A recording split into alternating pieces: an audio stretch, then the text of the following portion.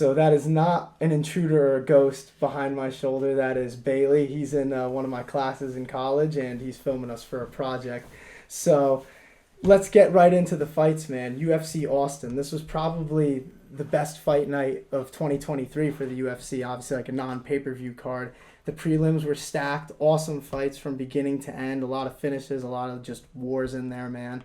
And Guida versus Silva. That was my personal pick for the best fight of the night. 2 slam KOs. I mean, I thought this was crazy. Did you see the stat? There were before the UFC Austin card, there were only 12 slam knockouts in UFC history, and now there's 14 because of the 2 that night. So just like very rare occurrence happening multiple times, which I thought was nuts. 14 is low number though. Right? Seriously. Something's with the, I think it always boils down to like matchmaking, but that is like super rare, so cool. Yeah, I mean, we'll get right into the main event. Arman Tsarukyan starched Beneil Dariush in 64 seconds on the main event, and the setup for the finish, because I mean, there's not really much to break down in terms of the fights, but the finish itself, man, the setup with the knee feint to the overhand right just got him perfect. And like to do that to a guy like Beneil Dariush, I mean, ranked number 4 in the world, that's just insane, man. What did you think of Arman's performance, and where do you think this kind of gets him in the division? Oh yeah, so I mean, definitely like in the spot too, to have it in front of the crowd and as the main event, like I think obviously he needed it, he got it done. For Beneil Dariush, who's someone who's, probably you could argue, like, should, have gotten a title shot already. And for him to, obviously, the tension's running high for both guys in this fight, but especially for Beneil Dariush, he's like, he gets this one. And it's like, I would say, like, you can't deny him now. But, yeah, I mean, I think that's something that you definitely love to see from an up-and-comer like Arman Tsarukyan, and the way that he did it. You don't leave no stone unturned with a win like that. So, and Arman's in an interesting place because you look at the champion Islam Makhachev, and before the Volkanovski fights, Arman was really his toughest matchup, and he did beat Arman, but it was a really close fight, and because of that, like, do you think that with this win he's done enough for a title shot, or do you think that there's going to be one more in between? I think so, yeah, but I think with himself, because I saw, he's not, Arman Tsarukyan is not one to, he's pretty clearly outspoken in like what he thinks and what he wants, and he says Justin Gaethje shouldn't be looking for any other fight than one with him. So I think that definitely makes all the sense in the world. It's just about I guess what UFC is gonna do at the end of the day. I think that would be fireworks, but I mean, I think that would be a crazy 5-round main event, even a 3-rounder on a pay-per-view. Yeah, you I could think do it would really be nuts. anything with it. I mean, I agree with Arman. It just makes sense. He's earned at least to be in the title picture. I think that this win has gotten him there, but I don't know. To the casual fan, I don't really know if he's a big enough draw as some of the other guys in the division in terms of like a title fight. I mean, Charles Oliveira is obviously still hanging around. I think that he'll probably get a shot before Arman. So that's kind of why I want to see another fight. I don't think it'll be Dustin Poirier either, because Poirier already turned down a fight with Dariush apparently.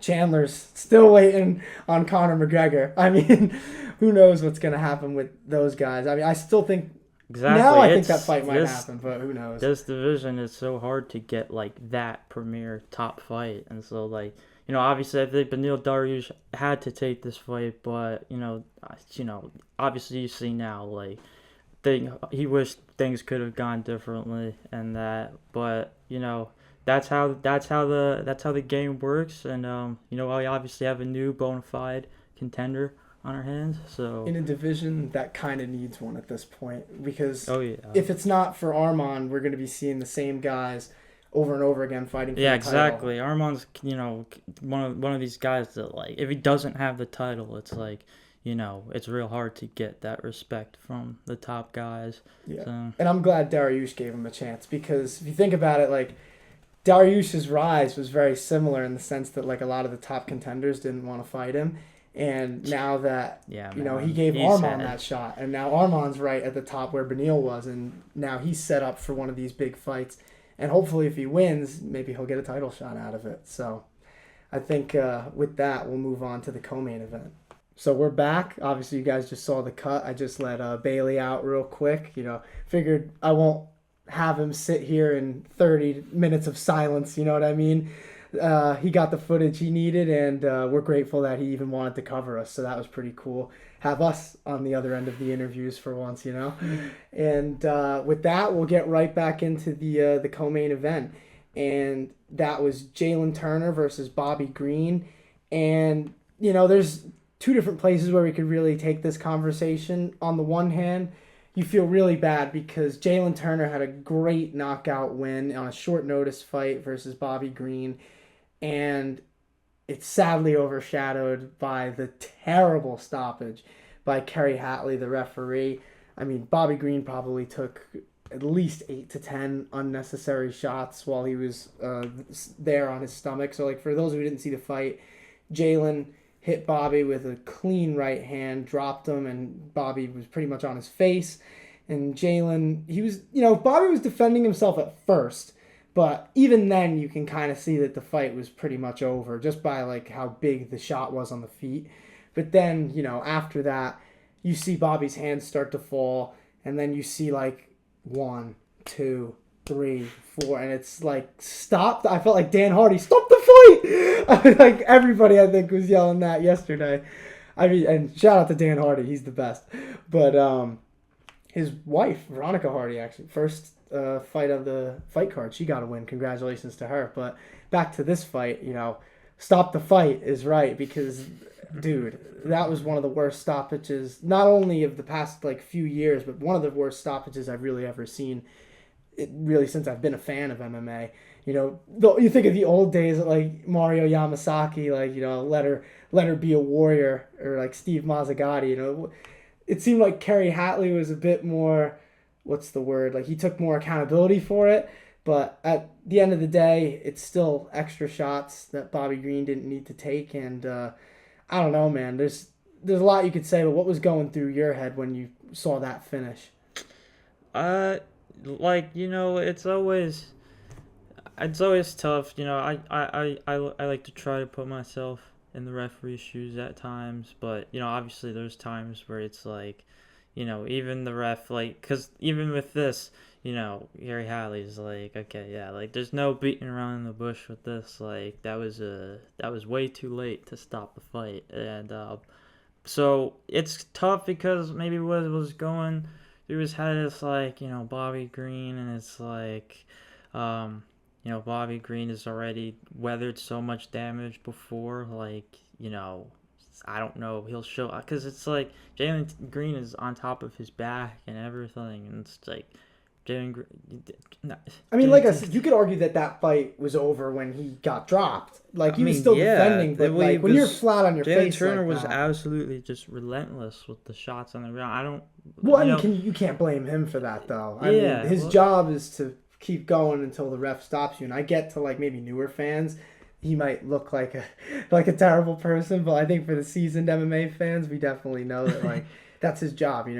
They tell you to stop when the ref pulls you off. And the ref was really, that was a bad one, man. I've seen times before too where a guy he's unloading the shots and the fight still isn't stopped, and he's literally looking at the ref what are you doing, man? It's it's the ref is literally the only person that knows what was going through his head, but and I heard that, because Dana said this, that he was very apologetic and felt really bad about it. So I said, at least there's accountability there that we didn't see at times in the past with other referees. So I mean, Kerry Hatley, he's a good ref. I mean, I've seen him ref a lot of other cards before.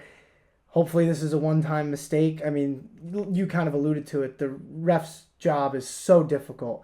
And for us to just be sitting here and acting we could do it so easily. I mean, maybe in that case, yeah, we would have stopped the fight. But their job is just so hard. There's so many things that go into it, a lot of variables. And, you just got to hope that he learns from this one and that it doesn't happen again. But, that's really all you can say on the matter. And I say we get back to the fight portion of it because Jalen Turner knocked out Bobby Green in the first round, which is crazy. And I kind of want to start with this because this is what led to the knockout. Jalen Turner's reach at lightweight, and I know they call him the tarantula for this reason, but it's such a big advantage, and you could really see it in this fight. And I think that Bobby's, like, head movement, Philly shell kind of style wasn't really a good move in this fight, and I know that's just how he fights. Yeah. But when you're against a guy who can reach all the way back and attack you from any angle. Exactly. I don't know. I didn't love this matchup coming in on short notice for Bobby Green.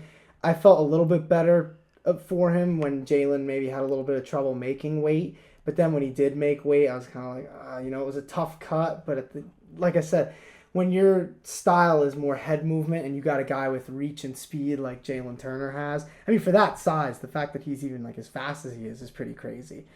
But you wonder, like, too, how long his future at 155 might be, too, because he struggled to make the weight in, like, his last 2 or 3 fights, I think, at this point. And I think as long as he can get there in a healthy way, he should stay there because, I mean, look at this reach advantage that we're talking about. But, maybe we'll see this guy go up to 170 at some point. But for now, we know he's staying at 155. He's ranked at 155.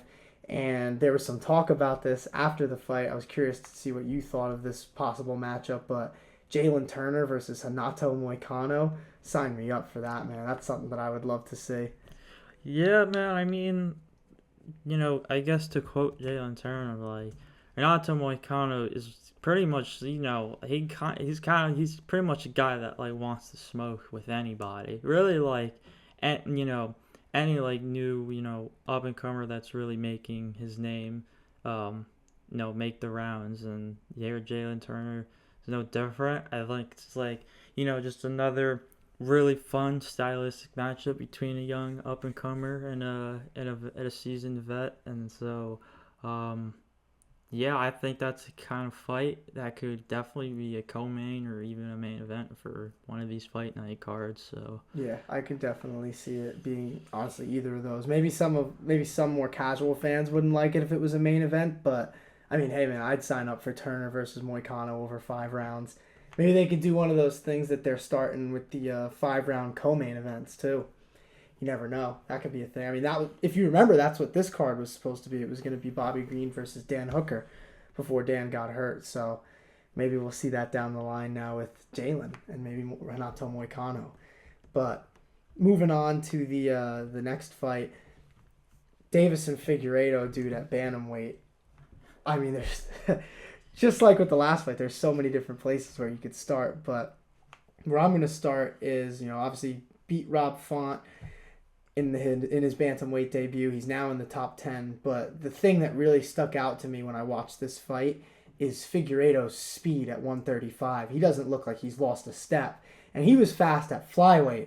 So now that he's even faster at bantamweight, I think that that's going to do him numbers right now. And it seemed like that was the case with Font. Because Font, as good as he is, he kind of like was getting drawn into shots. He was walking Figgy down, but Figgy's footwork and elusiveness was really just giving Rob Font fits. And Rob's jab is always there. It was even there in this fight a little bit, but it was missing at times. And Figgy was able to kind of read it and land a bunch of counters on Rob as he was coming in. And, it's unfortunate for Rob, but because we know he wanted that fight. But Figueiredo, man, now he's in the top 10. Dominated him in all facets of MMA, too. Just honestly, what did you think of this performance in his bantamweight debut, Davis and Figueiredo? Yeah, I mean, I think kind of like at first it kind of seemed like 2 guys that were coming in and like, I would think that's pretty much, a normal thing for a guy, making his first fight at a new weight class. But it seemed like, 2 guys that were coming in with, like, obviously obviously the goal is to win, but 2 guys are coming in with a different approach to it. You mentioned Rob Font was more gonna take the center and try to walk Figueiredo down, and Figueiredo responded with some very clean striking and was more active with the grappling and whatnot. I have You a know, question for you about that, and I was thinking about this, and since you brought it up, this is kind of like why I wanted to get to this part of the conversation.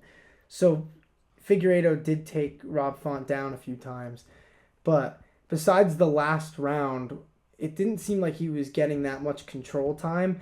And Rob Font, like I said, he's a better grappler than people think off his back, but Figgy has pretty slick jujitsu, and he couldn't hold Rob down. So that makes me think like if he were to fight someone like Umar Nurmagomedov or well Aljamain Sterling's probably going up to 145 at this point, but like my point is another good grappler who can scramble and get up. I don't know if he's really going to be able to control anyone enough to be able to like submit them like he was yeah, doing to and guys at flyweight. yeah, exactly. That would make sense too. I think Can't maybe have it all. maybe from this going forward, maybe Figueredo adapts more of what Rob Font was trying to. I think with Rob Font, like he was very um, even with the striking, Figueredo was a bit more active there, and he was the one pretty much backing away from the shots. But it seemed like Rob just really wanted to stick with the 1-2s and just piece him up that way, rack up the damage, and then not lose control time. But just really just with any, like when you take a guy like Figueiredo, obviously who pretty much like single-handedly revived a division on his own. Like if Henry there's a Cejudo would fight, be very mad at you for saying that. According to Henry's the savior of 125. But if there's a fair matchup out there for Davis Figueiredo, like that's the kind of guy that's going to even throughout the fight, like he's gonna navigate and he's gonna he's gonna try to break a guy down throughout. And so, I mean, that speed and power has stayed even at 135. So I think that, even if his grappling and his strength is kind of off because he's fighting bigger guys, that speed is really going to do him very well. And I think, like, there's a lot of fights that could really be next for him. There's Piotr Jan. I was talking about Henry Cejudo. That was for a reason. I mean, they're both at 135 now. That's a fight that could happen. I would love to see Henry didn't really want that fight too much. I'm not saying he ducked him, but I'm saying it. Henry's reign was right before Figueiredo really got big, and that was the fight that a lot of fans really kind of wanted to see before Henry left 125. And now that they're both in the same weight class at 135, maybe we see that fight down the line. I think it'd be a really good one, honestly, because, I was talking about Figgy's grappling. That would be an interesting test, honestly, because you can't really take Henry down unless you're Aljamain Sterling. But super interesting fight. I'm glad that Rob Font was able to get the fight that he wanted. I'm sad that for his sake it didn't go his way, but now we have some new blood at 135, and that division's stacked enough, and now we have a new top 10 contender. So let's move on to the next fight. With that, we got Sean Brady versus Kelvin Gastelum. And this fight I was really intrigued with coming in because on paper, Sean Brady is technically a better fighter, and you could see that the outcome that ended up happening with the Kimura finish, the back control. You could see that coming, but at the same time, you never know how someone's going to react after their first loss mentally.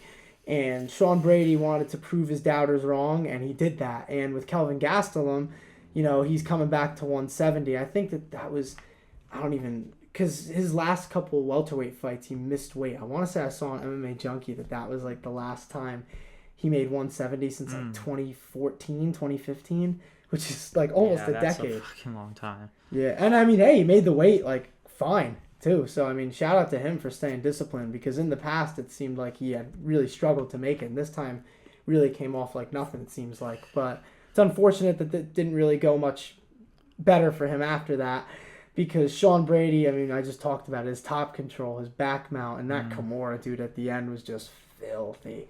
And we know Kelvin's a tough guy. We've seen this dude in so many wars over the years, and even now he's still super tough.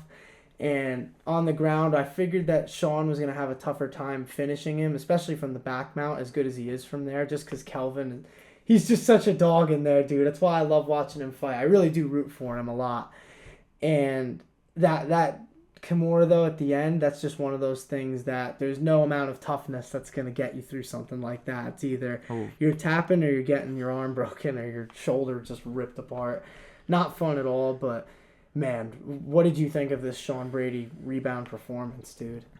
yeah, I would say to speak on Kelvin Gastelum's part first. Sure. Kind of just seemed like he just ran into a buzzsaw his first fight back at welterweight. Obviously Sean Brady reeling off the loss, but I just think with a guy like that who's just so technically, fundamentally sound, whatever you need, like he's able to really get a guy from where, like, because that was one of the more like creative Kimura locks I've seen in my time watching, and I thought, like, even from there it's just like you can't help but just like give the guy his credit, like, dude, he got a hold that nobody's getting out of on you. So Yeah. like obviously it's there's no shame in a loss like that, but when you're Kelvin Gastelum and you're on the skid that you have been on, and you come back to your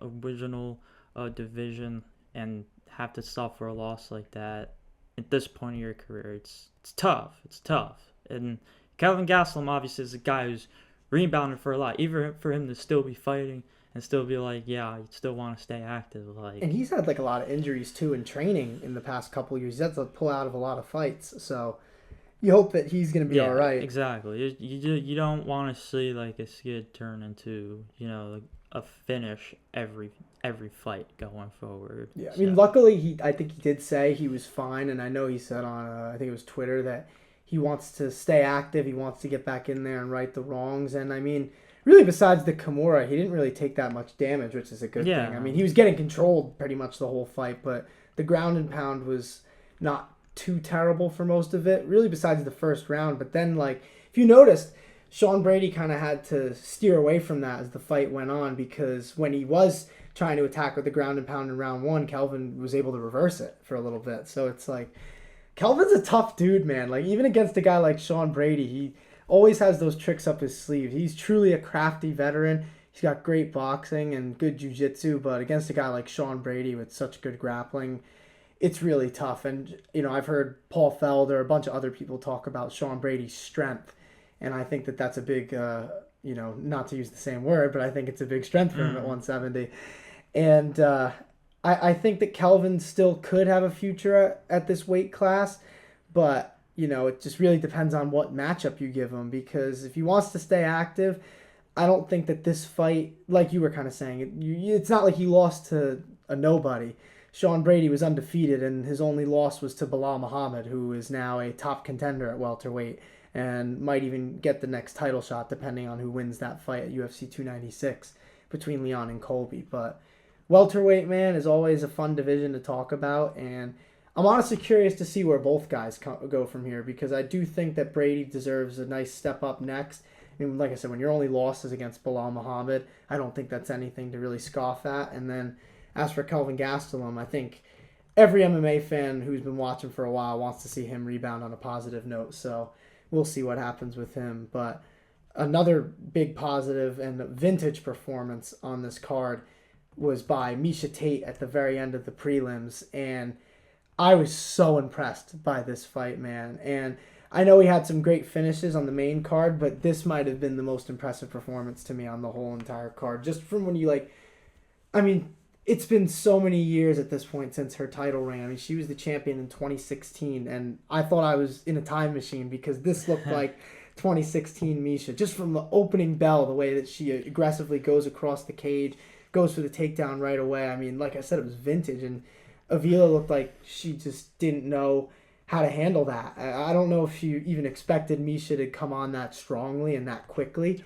And even I think in the first round, it was more catching Avila off guard. But I think when you kind of get held down like that for the whole round, it shakes your confidence. And then rather than worrying about, what you're going to do on the feet, she's probably more worried about getting taken down again.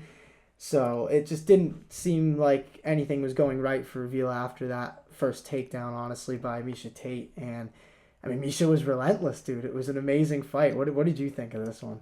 Yeah, man, it's an interesting time for sure because I think even to speak about like now going forward for Misha Tate in particular, like you know clearly like you can give her a top 10 opponent like right now and she's gonna fare well. And in particular she's calling for the Holly Holm rematch, and Fight that makes sense. it's Does like, all make right, sense. like exactly. If we're gonna get this kind of Misha Tate going forward, vintage Misha Tate, obviously, as many would say, then I don't, this just I would say that this fight makes all the sense in the world, really. I would love to see it. I mean, before Zhang versus Joanna won, this was her fight with Holly Holm was my favorite women's fight of all time. Misha Tate versus Holly Holm for the title, and just, I mean, Misha kind of said it today on the MMA Hour how people kind of think that she was getting her ass kicked before she got the finish in the fifth.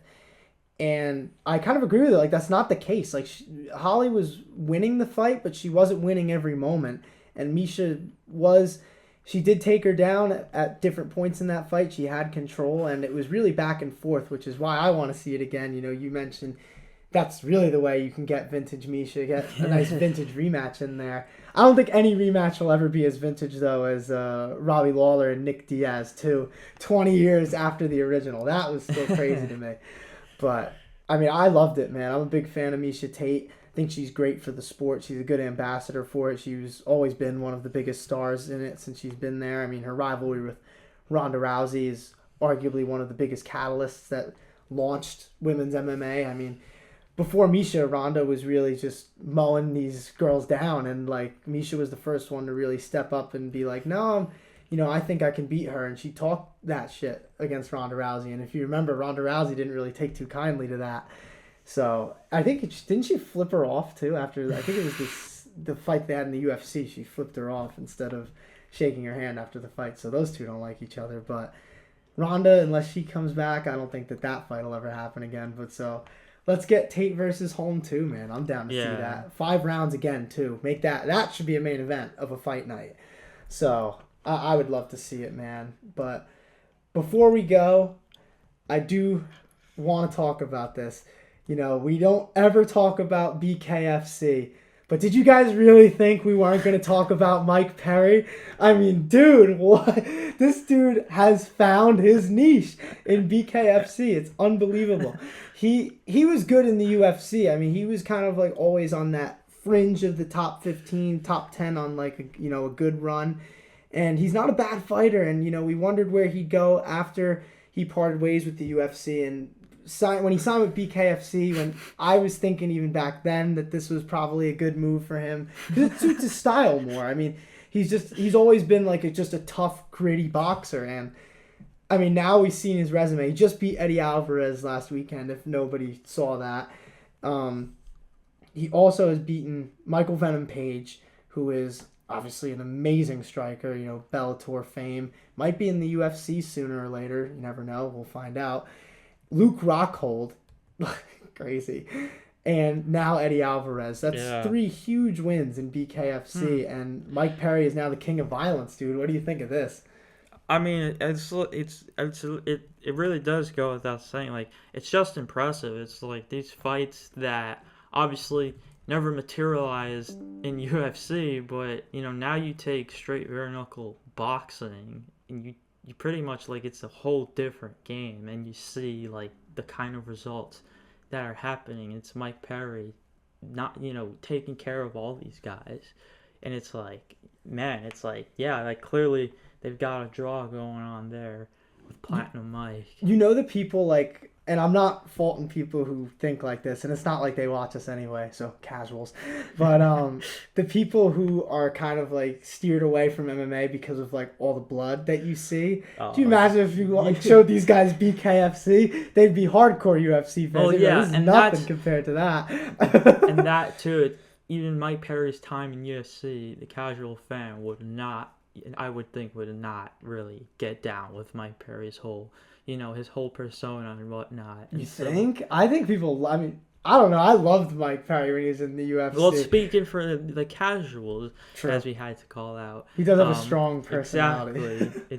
He's just a guy that, you know, he's all about it. It don't matter. Like, you drop the location, you name the time, and Mike Perry's there to scrap. I mean, you see it too with the big influencer boxing match. Like, Mike Perry seems to be a guy that's always available to be a backup if need be. I mean, I would have rather seen Mike Perry box Logan Paul than too. Dylan Dennis. Yeah. I mean, we never talk about him on this show. The one time Dylan Dennis doesn't pull out. Yeah, I'm glad that Dana said that he doesn't want him in the UFC. Well, he didn't say he doesn't want him. He said it would be too much of a headache, which is like, I think, a nice way of saying that. I don't know, man. I'm not a big Dylan Dennis guy. I don't think a lot of people are. You know, we usually tend to remain impartial on this show, but with him, it's kind of difficult. And he is just trolling, but it's like, with all the attention that the media gives him when he hasn't done much to really merit that, I just don't really enjoy talking about him. I'd rather talk about the guys who actually are getting in there fighting the best of the best every week, and the girls who are getting in there fighting the best of the best every week, because those are the real people making it go around, not people like Dylan Dennis, who is pulled out of like God knows how many fights. And even in this fight with Logan Paul that he had, well, I don't even remember when that was. It was like a month ago at this point. I mean, he got just, yeah. I don't know. Let's not end on Dylan Dennis, though. Let's talk about Mike Perry a little bit more. I just want to say, Mike Perry, shout out to him, because, like I said, BKFC just seems to be his sport, or like his arena to just really succeed in. And I think even if he was in the UFC, I still think he'd be knocking dudes out left and right like he did in the past. But I love seeing him beat all the people that he's beating in BKFC and making the money that he's making. It's changing his life. I mean, that's amazing for him.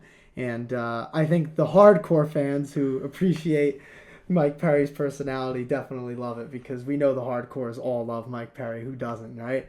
But next week is that UFC event. I think it's Song Yadong versus Chris Gutierrez. And honestly, with how crazy the past couple months in MMA have been, who knows what other stories are going to be coming throughout the next week. But either way, whatever happens, we'll be here to cover them. So we'll see y'all.